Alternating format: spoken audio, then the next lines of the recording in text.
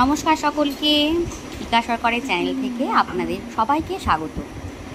শুরু করছি আজকে নতুন একটা ব্লগ। তো প্রথমেই দেখাচ্ছি একটা লুক, যাচ্ছিলাম মাসির বাড়ি। Hi everyone, welcome back to my channel. আজ হচ্ছে লোকনাথ পুজো, তো আমি রয়েছি বাতকুল্লাতে, আর এখন যাব মাসির বাড়ি।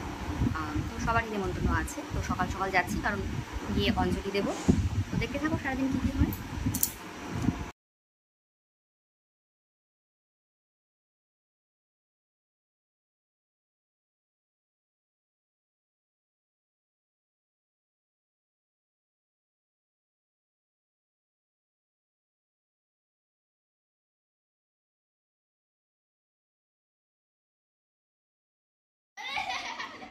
কিছু দেখা যাচ্ছে না, কিছু দেখা যাচ্ছে না, আর কিছু দেখা যাচ্ছে না, কিছু দেখা যাচ্ছে না। আমি ঠাকুরটা দেখতে পেলাম না। দাঁড়াও দাঁড়াও, ওই ঠাকুর ইয়ে করাছে, স্নান করাছে। এদিকে এবার আর নিচে হচ্ছে না। না তুই যে আমাদের এত যন্ত্রণা দিলি সেজে গুজে আসার জন্য, তোর কি পরিস্থিতি? আমি হ্যাঁ, আমার তো শ্বাস নেই।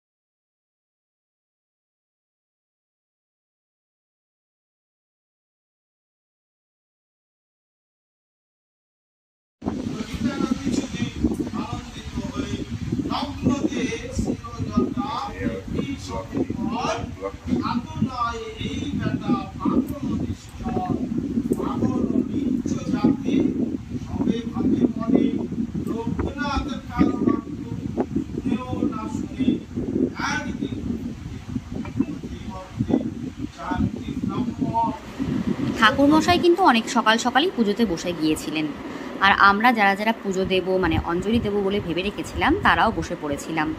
তো অনেক দিন পর মাসির বাড়িতে এরকম সবাই মিলে একসাথে এক জায়গায় বসে পুজো দিচ্ছিলাম।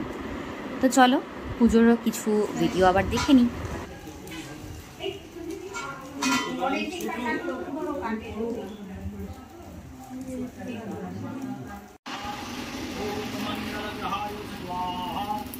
ओम बुद्धहाय स्वाहा ओम सुखहाय स्वाहा ओम राघवे स्वाहा ओम कां केशवे स्वाहा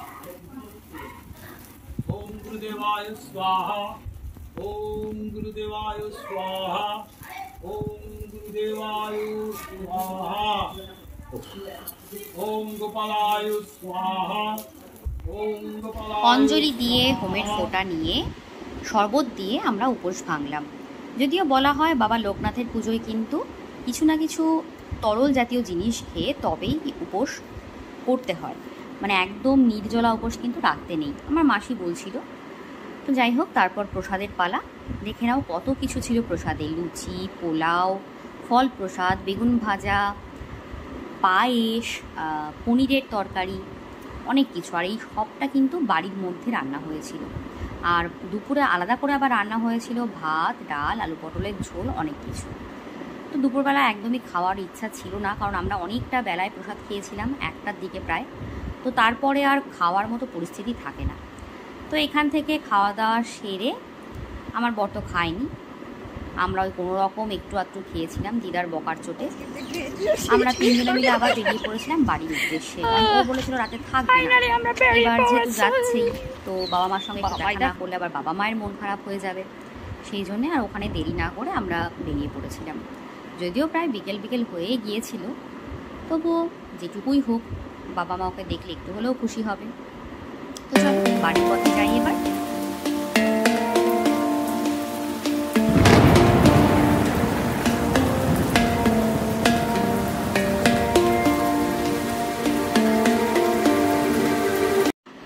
বাড়িতে গিয়ে কোনো রকমের রেস্ট নিয়ে সন্ধেবেলা আবার রেডি হওয়া। তো এই সময় প্রিয়া আমি দুজনা মিলে আবার শাড়ি পরে নিয়েছিলাম। গরমে ভীষণ কষ্ট হচ্ছিল, কিন্তু কিছু করার থাকে না, কিছু কিছু অনুষ্ঠানের দিন করতেই হয়। সো দুজনাই রেডি হয়ে পৌঁছে গেলাম মাসির বাড়ি। আর গিয়ে দেখছি মাসির আর প্রিয়ার শাড়ি সেম টু সেম, মানে অদ্ভুত আর কি। ওরা তো দুজনেই খুব খুশি ছিল। তো কিছুক্ষণের মধ্যে আমার মামার বাড়ির সবাইও চলে এসেছিল। এই যেটা আমার বোনের মেয়ে, অনেক দিন পর ওর সাথে দেখা হলো। তো এখানে সবাই এক জায়গায় বসে গল্প করছিলাম। তো যেহেতু আমরা মাসিরা, প্রিয়ার বাপের বাড়ি সবাই আমরা একই এলাকার, তো এরকম ছিল যে কিছু কমন মানুষও আমরা কিন্তু এখানে পেয়ে গিয়েছিলাম। প্রিয়ার এক দিদি, জামাইবাবু, ওরাও ইনভাইটেড ছিল। তো আমি আবার মাঝখান থেকে সবাইকে একটু বলছিলাম হাই করে দাও, হ্যালো করে দাও, এই আর কি যা হয় নতুন নতুন ব্লগার হলে। তো তার মাঝখানে এই পুচকুটাকে আবার দেখতে পেয়ে গিয়েছিলাম। ওকে আমি আজকে প্রথম দেখলাম, আমার পাড়ারই বাচ্চা, কিন্তু প্রথম দেখেছি। আমার মামার বাড়ির পেছনেই ওদের বাড়ি। ওর দাদাকে আমার ভাই পড়াতো, মানে বেশ 2-3 বছর আগে আর কি। তো ও হয়েছে আমি এটা শুনেছিলাম, বাট মুখোমুখি দেখাই প্রথমবার। কি কিউট না বাচ্চাটা! ওকে দেখার পর তো মানে কি বলবো, ওর থেকে আর চোখই সরাতে পারছিলাম না, এত কিউট। আর এখন তো বাচ্চারা 5-6 মাসেই একদম পুরো এক ঘাড় সোজা করে ফেলতে পারে, রেসপন্স করতে পারে, দারুণ দারুণ। এরা খুব জলি, এরকম হাসি খুশি থাকুক বাবা সারা জীবন, সবসময় হাসুক, সবসময় একদম সুস্থ থাকুক, ভালো থাকুক, এটাই চাইবো।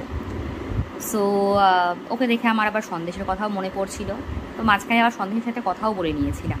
তো খাবারে ছিল লুচি, ছোলার ডাল, পোলাও, আলুর দম। তো আমরা কোনো রকমে খেয়ে আবার হুটোপাটা করছিলাম, কারণ কি ফেরারও ছিল। তো এরই মধ্যে আবার আমার বরের খেয়ে রওনা দেওয়াও হয়ে গিয়েছিল। তো আমাদের ওইদিকে রাত হয়ে যাচ্ছিল, তাই আর দেরি না করে খেয়ে বেরিয়ে পড়েছিলাম। মোটামুটি 9টা-9:30টার মধ্যে আমরা বেরিয়েই পড়েছিলাম। বাড়িতে ওই ঢুকে গেছি 9:30টার পরই। তো এভাবেই আজকের ব্লগটা শেষ করছি। চলো দেখা হবে তোমাদের সাথে নেক্সট কোনো ভিডিওতে। ততক্ষণের জন্য কিন্তু সবাই ভালো থেকো, সুস্থ থেকো, আর অবশ্যই লাইক, কমেন্ট, শেয়ার, সাবস্ক্রাইব করতে ভুলো না।